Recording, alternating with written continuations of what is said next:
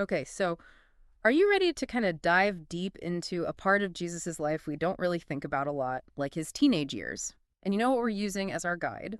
Yeah, tell me. The Urantia Book, specifically paper 126, called The Two Crucial Years. And we're talking about like a time that's often, I don't know, kind of shrouded in mystery, Hmm. those years between when he's a kid and then when he starts his ministry. Yeah, you're right. Most people, they kind of skip over that. They go straight from a 12-year-old Jesus in the temple debating to when he's older and, doing his thing. But the Urantia book really gets into it. It tries to Oh. show us what this period was like for him. Being a young guy, figuring out who he is and dealing with all this responsibility and faith. Right. And so let's imagine for a second. We've got a 14-year-old Jesus. He's back in Nazareth after that incredible trip to Jerusalem and the temple.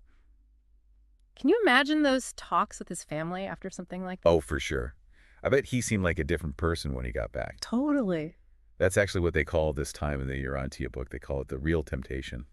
It's this time when he's struggling inside. And it's not even necessarily like resisting all the bad stuff in the world. Right. It's more like he's dealing with knowing he has this huge purpose, but he's also got normal human emotions. Yeah, he sees the religious leaders and how fake they are, and it bothers him. Yeah. And he's really affected by all the pain people around him are going through. That's something everyone can relate to, right? Just trying to figure out who you're supposed to be.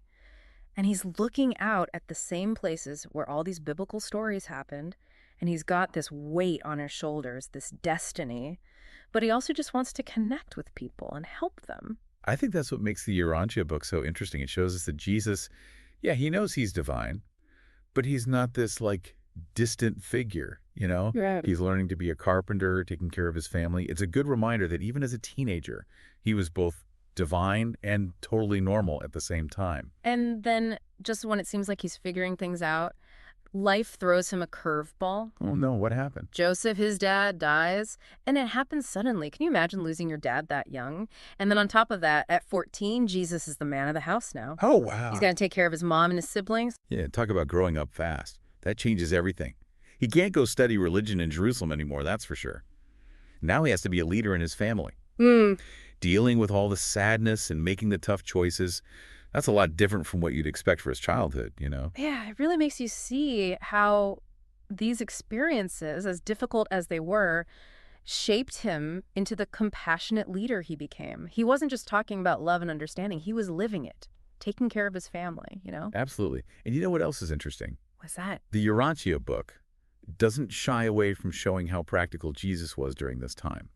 He had to make really hard decisions about money, like selling things, Yeah. and dealing with people he owed money to. We don't usually picture Jesus that way, do we? No, not at all. It's like he's not just this spiritual figure up on a mountain. He's a young guy dealing with real problems, right? Money problems, family drama, the works. Exactly. I think it makes his stories so much better, so much more real. Totally. And honestly, it makes his accomplishments even more impressive. I agree with that. So we've got this like really capable young man, right? He's basically had to become an adult way too soon.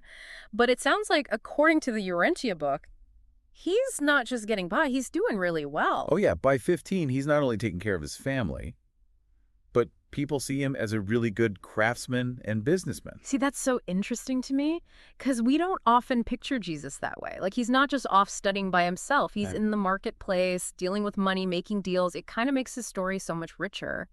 Totally. And it gets even better. Okay, so the Urantia book tells this story about a tax collector.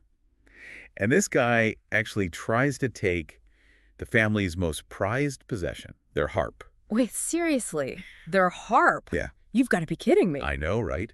Of all the things to take. Who had a harp? Well, think about it. It probably wasn't just an instrument to them. It could have been something passed down in the family. Or maybe they played it to make money. Either way, it wasn't just about the money. Yeah, it was about holding on to something meaningful, something important to them. Exactly. So what did Jesus do? He didn't just let it happen, did he? No way. He goes right up to the tax collector and argues with him. Yeah. And it says he was so convincing, had such good reasons, that the guy actually gave up and left them alone. Wow, good for him. You can really see how these moments, sticking up for his family, it built that strong sense of right and wrong that's so important to who Jesus became. Absolutely. It wasn't just ideas to him. It was about fighting for what was right, especially for people who couldn't fight for themselves. I like that. It's like what he was saying about love and compassion. He was living it. Right, and it wasn't all big fights with tax collectors either. Oh, that's right. The Urantia book also talks about something really familiar, the Lord's Prayer. Really? What about it? I always figured that was, like direct from God, divinely inspired and all that. It was, but maybe not exactly how we think. The Urantia book says it kind of came about naturally, like Jesus was trying to help his younger siblings with prayer. He wanted them to connect with God in a deeper way, not just say the same words over and over. Yeah. So he told them to just talk from their heart, use their own words. That's amazing. It kind of changes how you think about that prayer, doesn't it? It's not just a bunch of words to memorize. It's like he's giving us an example of how to connect with God ourselves, being real, being honest. Exactly. And that's something you see with Jesus his whole life, that honesty about his faith. Yeah, and keep in mind, he's doing all this for his family, helping them with their faith, but he never stops questioning his own beliefs, right? Like he's still trying to figure out who he is, what his purpose is, reading the scriptures, trying to understand those prophecies about the Messiah. It's true, he's living this really full life, dealing with more than most adults can handle. But he still makes time to think and learn and pray. Makes you realize that growing spiritually, it's not some separate thing. It's part of everything, your everyday life, your experiences, the people you know. I think so too. And it's during this time in his life, this time of huge growth, that he comes across a book that really gets him thinking. Oh, yeah. Which one? The Book of Enoch. That one's not in the Bible, is it? You're right. It's one of those books that some people think should be in the Bible, but it's not officially part of it. So how does it fit in with Jesus' story then? Well, it talks about this idea of the Son of Man, and it really spoke to Jesus. Okay, now remind me again, what's the Son of Man all about? Right, so in the Book of Enoch, Son of Man, he's this divine being, like he's always been with God from the very beginning. But he chooses to come down to earth to live among us. He's really powerful, but the most important thing about him is his humility. He's all about serving others. So it's not just about being a king or a ruler then? Nope, it's deeper than that. It's like God's empathy, choosing to be vulnerable instead of powerful, choosing to serve instead of rule. And the Urantia book suggests that this idea, it really hit home for Jesus. Interesting. Like he was already trying to figure out his own purpose, his own mission. And here's this whole other way of thinking about the Messiah. It makes you think about how he saw himself, Was it a relief to read this, or did it just make things more confusing? That's a great question. And it's something we'll definitely talk about more as we keep going with Jesus' story. This is where it gets really interesting to me because we've got Jesus right. He's trying to figure out who he is. On the one hand, you've got all these expectations that the Messiah will be this warrior, this king. But then he's drawn to this idea from the Book of Enoch about being humble, about serving others. Talk about a tough spot to be in. No, absolutely. It's this huge internal struggle for him. And the Urantia book makes it clear that this wasn't easy for Jesus. Well, questioning everything, trying to make sense of it all, It makes you realize he was human, too. I mean, yeah, he's the Son of God and all that, but he still had to deal with doubts and uncertainty, just like us. Exactly. And don't forget, all of this is happening while his life is getting harder. Right. They're dealing with money problems, family stuff, all kinds of things. The Urantia book doesn't shy away from that, does it? Not at all. There's even a story about them trying to buy a small farm. Oh, yeah. And they get completely ripped off. Some official working for Herod Antipas basically steals all their money. Wow, talk about adding insult to injury. It's like one thing after another. You almost want to step in and tell him, don't worry, it gets better. But then again, maybe those tough times are what made him so strong.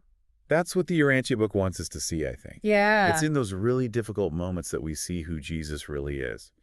He could have gotten bitter and angry, given up on everything, but he doesn't. He never does. He leans into his faith, into his responsibilities. It's kind of a challenge for all of us, isn't it? It's easy to talk about being strong and positive when things are good. But when you're dealing with one problem after another, it's a whole different story. It's so true. And what I find really inspiring is that the Urantia book doesn't say Jesus was just born that way, Like he didn't have a choice but to be strong. Right. It shows us that he chose it every single day. He chose faith over fear, love over hate, assuming others over just thinking about himself. That's really powerful. And it's not like he was just closed off, focusing only on his faith. Oh, no, not at all. We see him trying to learn new things. Exactly. Like he'd spend time at those caravan lots talking to travelers from all over. He wanted to understand the world, different cultures, everything. It wasn't enough for him to just be devout, He wanted to live it, to learn, to grow. And in doing that, I think you really start to see the amazing teacher and leader he would become. Right. All those qualities, the compassion, the empathy, the way he understood people, it all came from what he lived through, what he experienced firsthand. It's like they say, experience is the best teacher. And it sounds like Jesus had some pretty incredible experiences during those years. Yeah, both through what he read and what he lived through. That's really the most important thing I take away from the Urantia Book's version of Jesus's teenage years. Yeah. It reminds us that we grow the most when we're in those in-between moments, you know? Not the huge life-changing events, but just the everyday stuff, the ups and downs. And that's true for all of us, even someone like Jesus. It really makes you think about those parts of any story, the quiet parts where someone is growing and changing. They're so important, even if we don't always see them that way at the time. So, to anyone listening, next time you're going through something tough, or you're just not sure what's next, think about Jesus as a teenager.